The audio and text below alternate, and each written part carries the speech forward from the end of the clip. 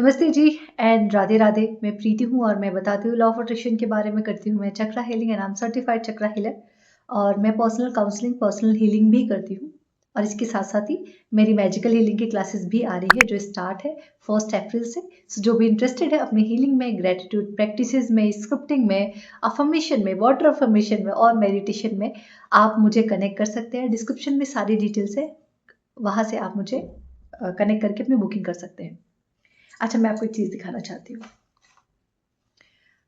आप ये देख पा रहे हैं किस चीज़ की फ़ोटो है ये? बहुत सारे लोगों को पता होगा, ये है राम मंदिर, है ना? अयोध्या।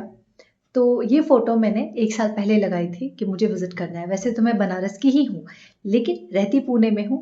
बट घर पे आप हफ्ते भर की या 15 दिन की छुट्टी जाते हो, उसमें इधर-उधर करने में और फैमिली के साथ टाइम स्पेंड करने में ही चला जाता है कि आपको कहीं और जाने का टाइम नहीं मिलता। पर बोलते हैं ना, यूनिवर्स कॉलिंग होती है। आप अपनी तरीके से चीज़ों को मैनिफेस्ट करते हो, बट एक और चीज़ होती है which is called divine timing, universe timing. जब वो आती है ना तो चीज़ें इतनी खूबसूरती के साथ होती हैं कि आपको लगता है कि ये ऐसे कैसे हो गया। मैं मेरा एक्सपीरियंस बताती हूँ। ये 1 साल पहले की फ़ोटो है। मेरे विज़न बोर्ड पे लगा हुआ था और मैं, ऐसा नहीं कि वो मेरे विज़न बोर्ड मेरे बेडरूम में है, मेरे मेडिटेशन वाले रूम में है। और जब भी मैं उस रूम में जाती हूँ, मैं सिर्फ विज़न बोर्ड को देखती हूँ और मैं सिर्फ इतना कहती हूँ, thank you universe for everything, it's already done. सिर्फ इतना कहती हूँ मैं और बहुत प्यार से कहती हूँ, लाइक मैं अपनी ब्लेसिंग्स देती हूँ उन चीज़ों को। अब क्या हुआ कि अभी जब मैं घर गई थी इससे पहले, तो हाँ, अभी फ़ैब में गई थी मैं। सो फ़ैब में जब मैं घर गई थी, तो हम सब भाई-बहन एक साथ इकट्ठे हुए एंड बातों-बातों में हमने बोला कि चलो हम सुबह, भाई लोगों ने बोला हम सुबह निकल रहे हैं अयोध्या के लिए।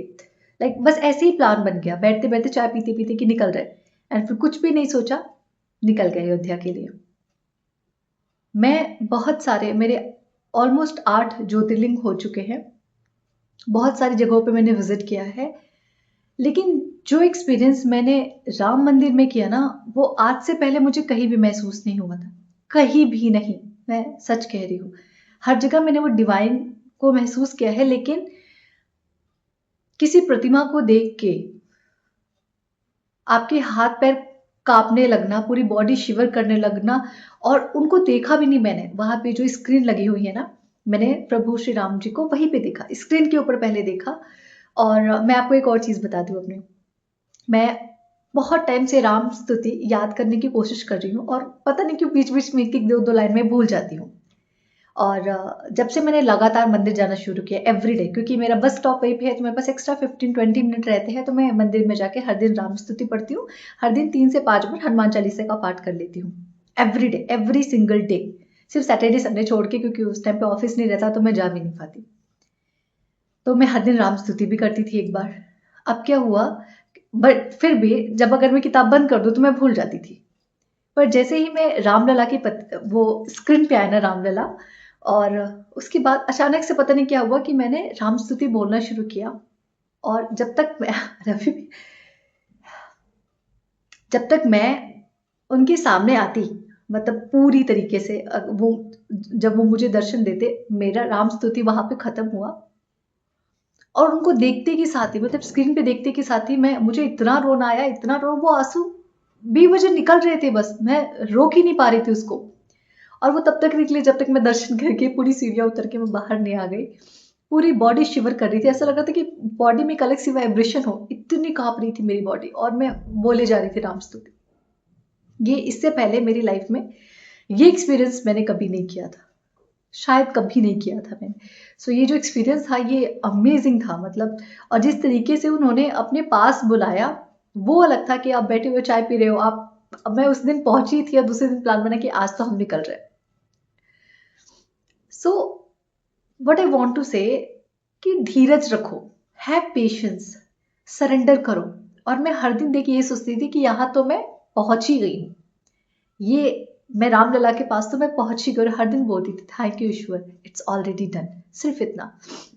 हर चीज़ की अपनी एक डिवाइन टाइमिंग होती है और जब डिवाइन टाइमिंग आती है तो ईश्वर आपको डिवाइन तरीके से ब्लेस करते हैं। जस्ट अपने डेस्परेशन को साइड में रखो, सरेंडर करना सीखो। हर किसी के लिए सरेंडर एक तरीके का नहीं होता, किसी के लिए बहुत टफ होता है लेट गो करना, किसी कोई बहुत आसानी से कर देता है। It's depend on your practice कि आप कितना प्रैक्टिसेस करते हो मेडिटेशन की, ग्रेटिट्यूड की, है ना, अफर्मेशंस की, कितना ज़्यादा आपका खुद के साथ कम्युनिकेशन है, उस हिसाब से डिपेंड करता है कि आप सरेंडर कितना जल्दी सीख पाओगे। ये भी एक सीखना ही होता है। जितना जल्दी आप सरेंडर कर दोगे, भगवान मैंने लिख दिया है मतलब मेरी तरफ से तो ये हो गया, मैंने मेरी मन की बात रख दी मतलब रख दी, बाकी आप संभाल लो। जब आपके अंदर ये इंटेंशन पूरे टाइम इस एनर्जी के अंदर आप फ्लो करने लगते हो ना, आपको पता नहीं चलेगा कि चीज़ें आपके लिए कैसे हो रही है, कौन कर रहा है, कैसे कर रहा है, और वो एक्सपीरियंस अलग होगा, वो एक्सपीरियंस डिवाइन होगा। ठीक है, तो इस स्टोरी से, ये जो अभी मेरे साथ हुआ हाल फिलहाल में, 1 साल मैंने पूरा वेट किया, पर मैं डेस्परेट नहीं हुई। मुझे पता था कि ये अगर मैंने लगा दिया मतलब मैं पहुंच गई। लगाया इसलिए क्योंकि वो चाहते थे लगाना, तभी तो उनका आया तस्वीर मेरे सामने, है ना, तभी तो मैंने लगाया अपने विजन बोर्ड पे। तो अगर मैंने लगा दिया मतलब मेरे लिए तो ये फुल एंड फाइनल है। बाकी दुनिया के लिए वो एक टाइमिंग आएगी जहां सब इस चीज को रियलिटी में होते हुए देखेंगे। ठीक है, तो इस तरीके से जब आप अपने विजन बोर्ड को बनाओगे, इस तरीके से जब आप उसके साथ, उस हर एक विजन बोर्ड पे लिखी हुई चीजों के साथ, जो आपने चीजें वहां पे चिपका रखी उनके साथ कनेक्ट होना शुरू करोगे ना, आपको लगेगा कुछ डेस्परेशन जैसा है ही नहीं, मिलेगा तो ठीक, ना मिले तो ठीक, बढ़िया चल रहा है, लगा दिया, मुझे उससे सुकून है। ठीक है, thank you so much everyone and Radhe Radhe. और विजन बोर्ड कोई बहुत ऐसी बड़ी चीज नहीं है। जो चीजें आपको पसंद है, जो चीजें लगता है कि आप ये आपके लिए हो जाएगा ना, आप ये कर लोगे या हो जाएगा, उन उन सारी चीजों की तस्वीरें आप अपने विजन बोर्ड पे लगा दो, दैट्स इट, और कुछ नहीं, और इसमें कोई खेल नहीं है। ठीक है, thank you so much everyone and Radhe Radhe and God bless you all.